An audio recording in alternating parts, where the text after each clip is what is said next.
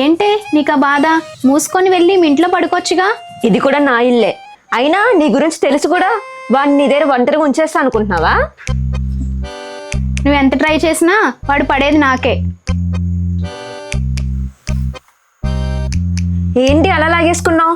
నువ్వు ఇటువైపు రా, నేను మళ్ళీ పడిపోతా. ఇదేమీ నీ బెడ్ కాదు, నీకు నచ్చినట్టు పడుకోవడానికి. నువ్వు పడిపోయినా సరే అక్కడే పడుకో.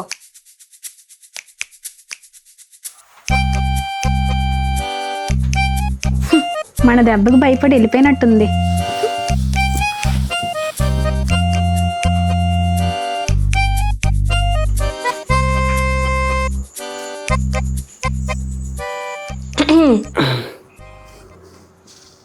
నువ్వేంటి బయట ఉన్నావు? అంటే తనకి భయంగా ఉందంట, నాకు కూడా భయంగా ఉంది. నువ్వు లోపలికి వస్తే బాగుంటుందని. అసలు మీరు ఎందుకు భయపడుతున్నారు? నువ్వు వెళ్ళు, నేను వస్తాను.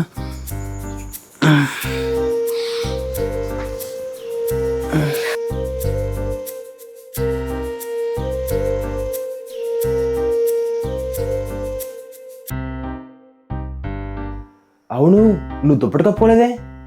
నా దగ్గర దుప్పట్లేదు. అవునా, సరే నా తీసుకో. నువ్వెందుకు? నేనున్నాగా, నేను ఇస్తా. ఇందాక ఇటు సైడ్ వస్తా అన్నావుగా, ఇటు సైడ్ రా. నేను రాను, ఇక్కడే పడుకుంటా. నిద్రలో నువ్వే కిందన పడిపోతావు. ఒకవేళ పడిపోయినా సరే పట్టుకోవడానికి వాడు ఉన్నాడులే, నువ్వు పడుకో అక్కడే.